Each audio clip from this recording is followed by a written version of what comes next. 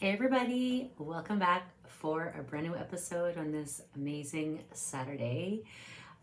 You will you will note my voice is a bit raspy today. I'm just fighting off a little bit of a cold, so I hope it isn't too gravelly.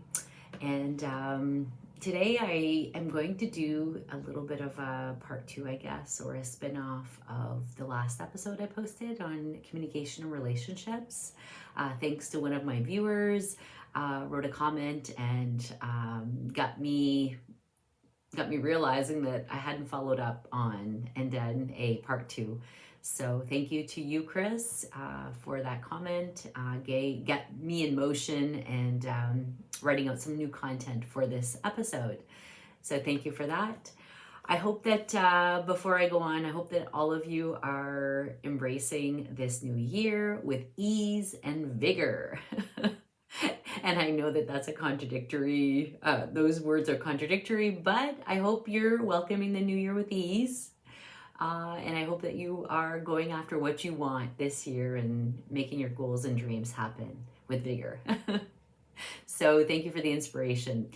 And today I'm going to talk a little bit about still on the relationship, communication piece, but ways to forgive somebody who didn't apologize. So I know that we all have interactions in our home life or with our family and friends, and then also at work. And whether we realize it or not, we're definitely going to be in situations where maybe there's a disagreement or we can't come to terms on how something should be, and our perspectives maybe collide.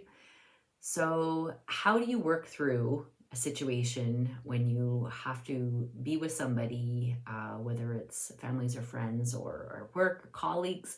How do you work through something when the other person hasn't apologized for their actions or their words? And how do you move forward without the relationship getting too affected, I guess, or they're not being how do you move through it without walking on eggshells, I guess? So, especially in the person that you had an interaction with, maybe as your boss, right? So the first thing, I'm going to throw a quote at you because you know how much I love quotes. So I wrote it down so I got it word for word. But this is by Becca Lee. And for example, so the ocean does not apologize for its depth, and the mountains do not seek forgiveness for the space they take, and so neither shall I. Okay, so I read that quote after I wrote out all my content. I thought, oh my gosh, I need to share this. So I don't know what perspective you were on, if you're, what thought or what mindset you have, but I want to give you both. Okay, so that quote is basically saying that you don't need to apologize for being yourself, okay? You don't need to apologize for being you. But when you have somebody who's said things, made statements that aren't true, and there hasn't really been a discussion about it, or you haven't really been given an opportunity to defend yourself or to discuss it or to seek really where these statements or words are coming from, like you haven't been giving facts to support them, you can kind of get into a little bit of sticky situation, right? So how do you move through that? Number one, stand in your truth.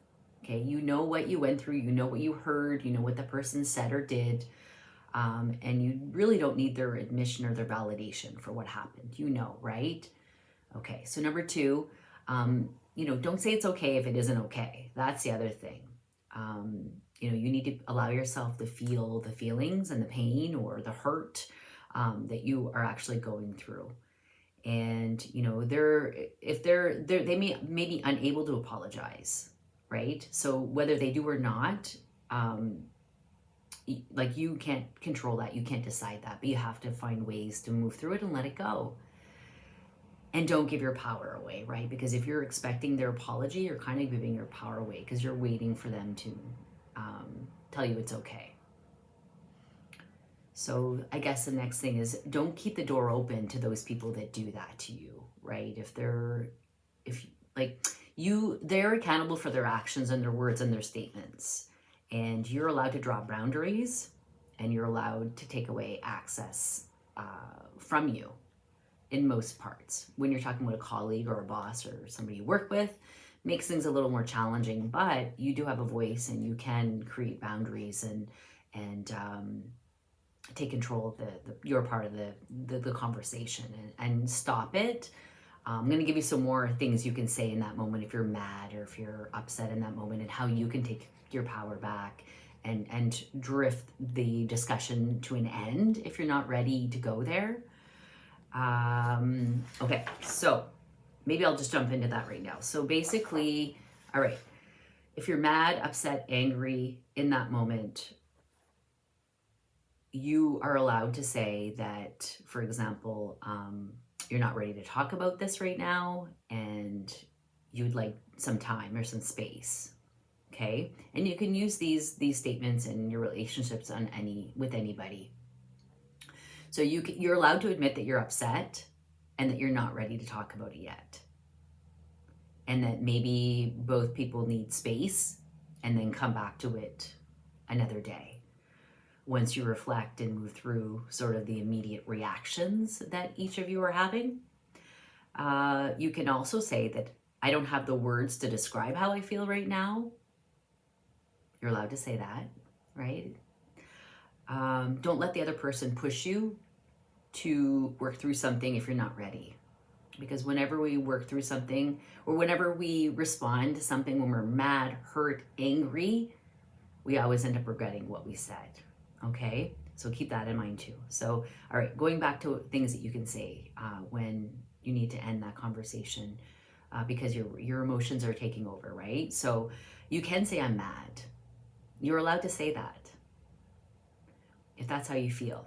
You can say, I'm mad and I need time to process this and cool down. You can say, I'm not ready to talk. Stop pushing me to say more. You're allowed to say that. And you can say, I'm hurt. Your words hurt me. And, I think for me, when I had the last thing that comes in my mind, an interaction I had to go deal with, I listened to what the person said, and I said, I hear you.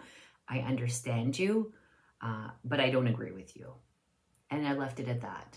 So, the reason why we came together, that the one thing that brought us together in that moment, before all these other statements and words were said, I kind of closed things down after I said, I don't agree with you. And I went back to the reason why we were talking. And I said, if that's what you want me to do, I will do it.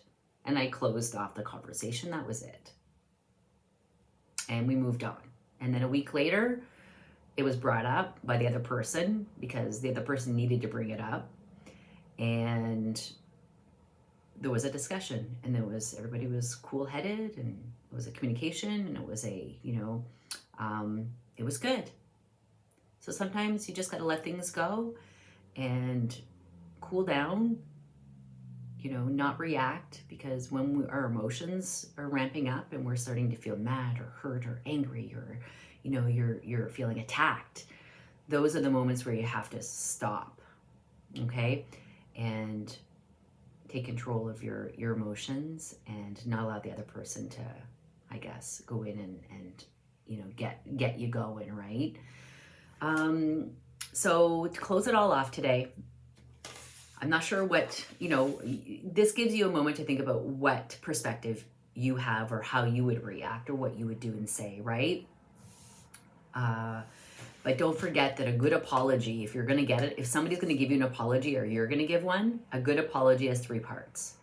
I'm sorry, it's my fault, and what can I do to make it better or to get it right? And the third one is the most important one, and it's the one people usually forget about. And it's, what can I do to get it right or to make it better? So I hope that you took away something today.